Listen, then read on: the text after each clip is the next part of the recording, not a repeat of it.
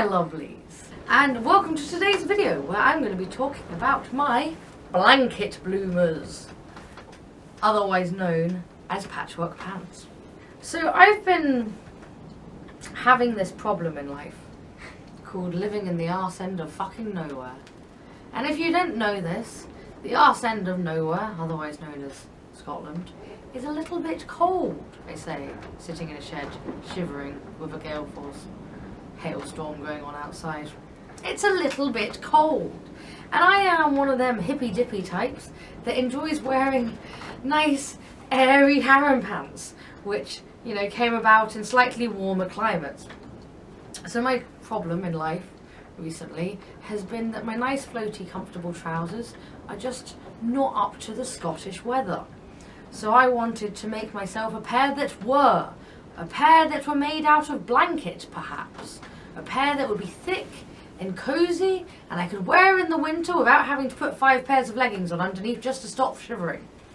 I wanted to have a pair of trousers that were as comfortable as my harem pants, that looked snazzy and cool, and were warm enough to wear throughout these cold, cold days.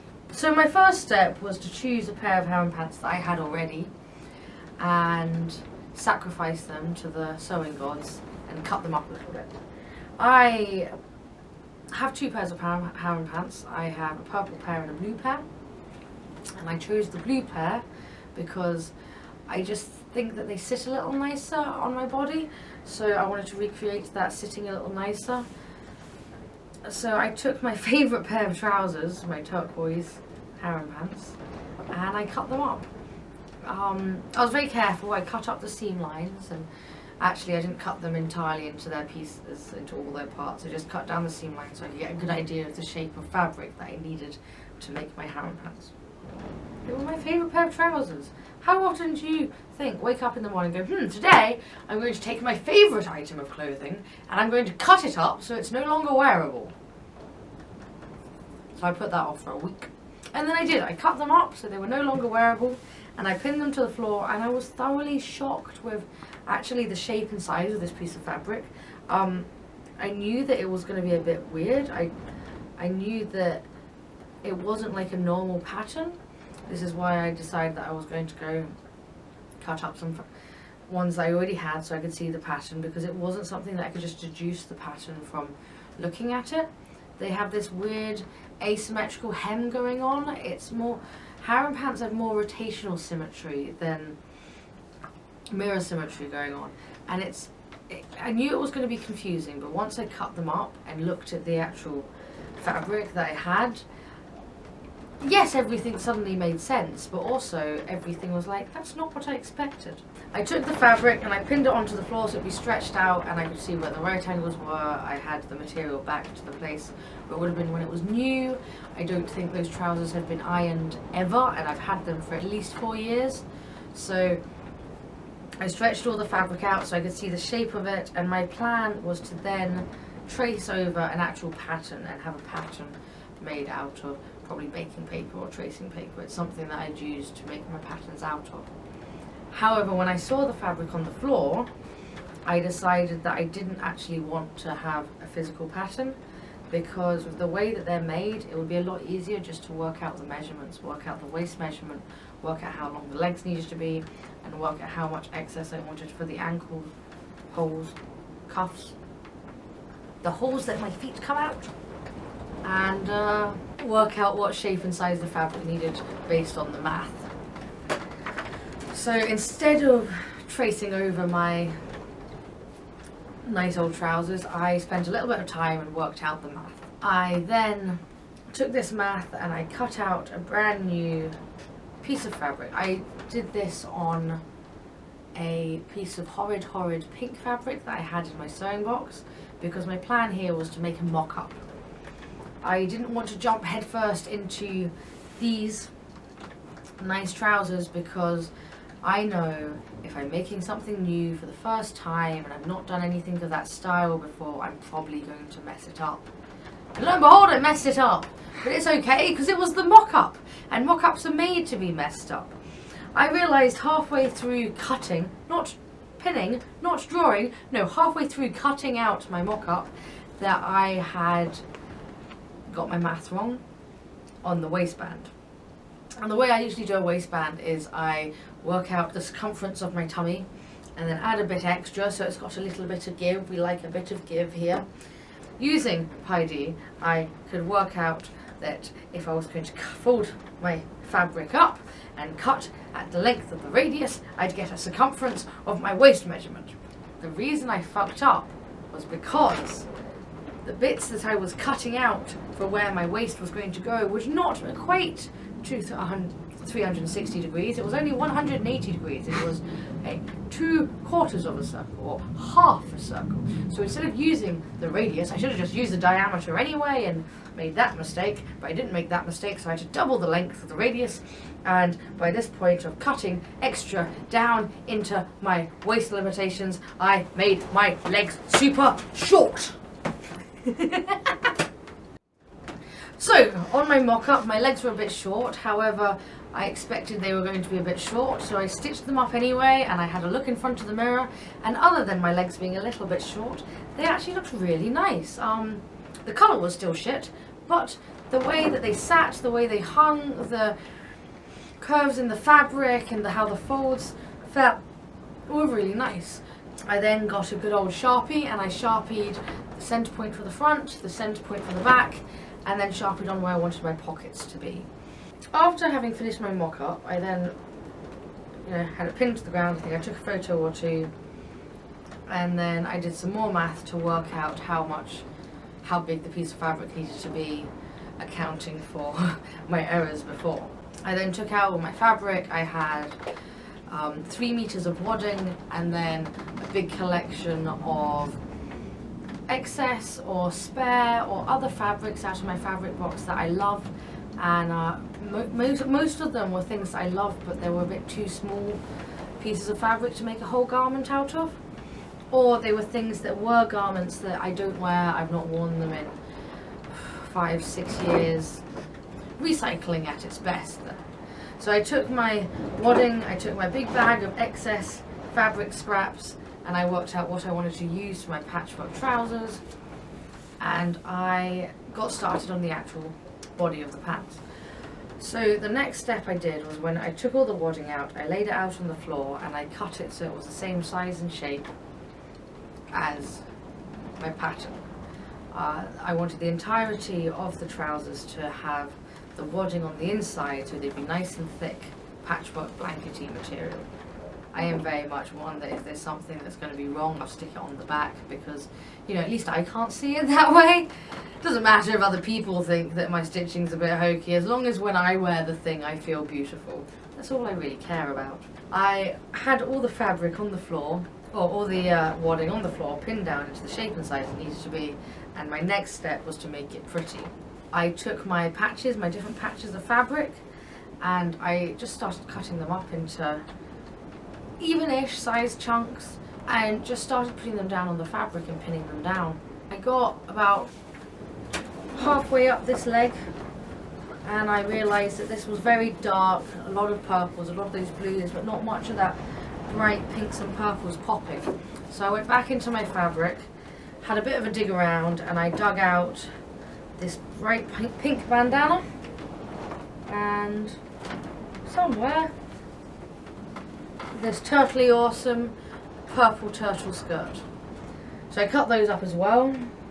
I do love that purple turtle scarf, but I have about 4 scarves, and that's the one that I never wear, because as much as the turtles are very, very cute, when you've got it wrapped up and bunched up as a scarf, you can't see them anyway.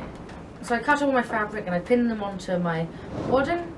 I got maybe 3/4 of the way through before I ran out of pins, and that was a bit of a panic. So I just started tacking the fabric down from the ends that had already been pinned, and I just did tacking stitches up and down one end, removing the pins where I could so I could continue pinning in the place that didn't have any fabric on it. Once I was complete and the wadding was covered in fabric patches and everything was pinned down and a little bit fragile, I began to stitch everything down with a sewing machine. I did horizontal lines from one short end all the way across, trying to keep them as parallel as possible. However, I got about halfway through this and I had so much regret. Oh my god. Something I'd not thought about by starting at one end and working my way to the other is that the further along I got, the more fabric I had to fit into this little tiny space in my sewing machine for the excess fabric to go. And eventually I had to do quite a tight roll of the fabric as I was working along, just to make sure it would fit. I was so nervous that I'd end up stitching things that weren't supposed to be stitched to the body of the fabric. I kind of hated myself a little bit for trying to take shortcuts. But I had started and I had a deadline to get these done by, and I was about 3 days into a project that I'd only given myself 2 days to do, so I decided to just push through. And that is why some of this is not actually on camera, because between the pinning and the frustration and trying to make everything fit and the being way behind on deadline and my cameras being out of battery and my SD cards being full, I prioritised getting them finished over getting them filmed. However, I got from one side to the other, and then I decided to do another set of stitching diagonally across. This time, having learned from my previous mistakes, I started in the middle and worked my way out to the edges. Much better than what I'd been doing before. And finally I had a really lovely, awkward shaped, glorified, a little bit messy patchwork quilt. The next day I came back, I looked at my big patchwork quilt on the floor, and I began to take out the tacking stitches and I took out the pins. The tacking stitches I'd done in a fluorescent yellow, which made them really easy to spot and just pull out, and the stitches, the pins were those very tiny silver pins with silver heads that you can't see. So I got out as many as I possibly can, and I'm sure I'll be continuing to take them out for the next couple of weeks. With as many of the pins out as possible, I could start focusing on things like the lining and pockets. So I cut out my pocket fabric and I cut out my lining. The fabric for my lining, which was just the same shape as my trousers, plan was to stitch that to the trouser fabric, right sides together, turn it inside out and stitch down the hems. Very simple. The pockets I knew were going to be a little bit more complicated, and I knew that they needed to be done first because I wanted them to be within the lining. I have 2 pockets on these trousers, one on each side of my waist, and interestingly enough, one of them was very difficult and one of them was not, and it was not the way round I expected. This pocket here, concerned about how I was going to attach the bottom of the pocket here to the actual pocket so there wasn't a hole, but I actually had very little difficulties with these and I was quite pleased with how it came out. This pocket here I thought was going to be super easy because it's right on where the hem is, and it was not. Once I actually had all the pieces and I was pinning them and trying to make them have those invisible seams and all that nice proper finish, I realized that if I wanted to have these done nicely, I was going to have to work very hard to work out how to do them without just stitching them shut when I put the lining in. I ended up having to do the lining and the pocket together. It was very confusing and it is not perfect. However, the pocket is fully functional. But once the pockets were in, the trousers were pretty much done. The only problem was they wouldn't stay up, so I had to put a waistband in. My waistband, I just did a very simple, I got a long strip of denim and folded it in half, stitched it on the back, then stitched it on the front, and I've left a small gap at the side here so I can access the elastic inside the waistband. At the moment the elastic that I'm using is just the elastic that I had at home. It is the strongest elastic that I had at home because these are heavy and they need something strong to hold them up. But I plan to use elastic that has buttonholes in it so that adjusting the size of them is a lot easier. At that point they were pretty much done, at least done enough that I felt comfortable wearing these out and about. Holy shit, it's now hailing on the roof quite loudly. Not good. So of course these aren't perfect. There's a lot that can be improved upon, there's a lot that can just be done a little bit better. My patchworking is not up to standard. However, I love these so very much.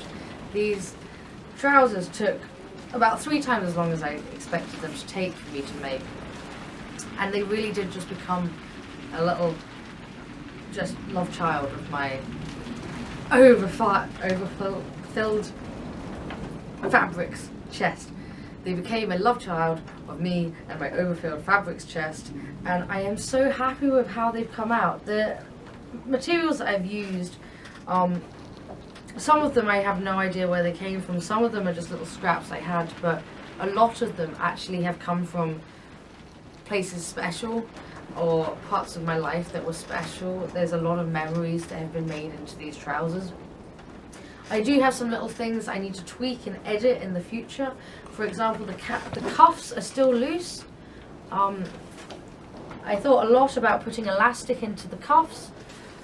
My other harem pants, I find that when I sleep in them, they tend to like come up to my knees, and then because of the elastic they get caught up there and it's annoying and uncomfortable. So I wasn't sure if I wanted to put the elastic in, but they're just a little bit too long for me now.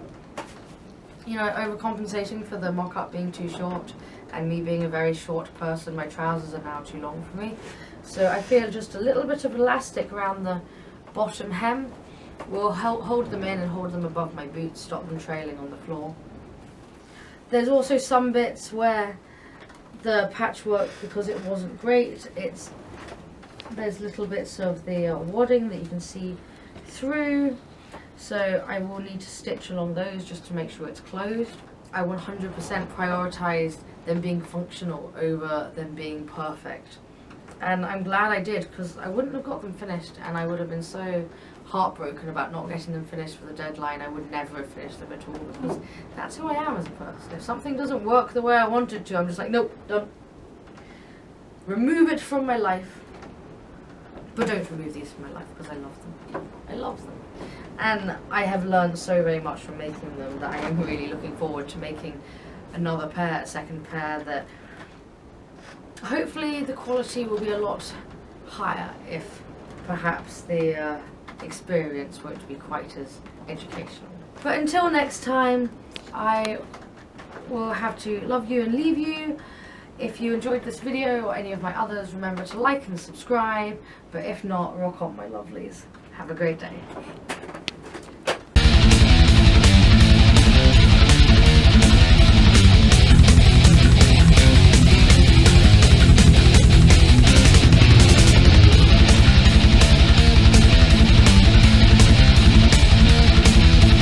Wow! Wow! It is cold, but they are warm. Very warm. It is snowing here in Scotland. I thought it would be a nice sunny Easter break, but instead the wind blew the shed off the door last night and there is hail.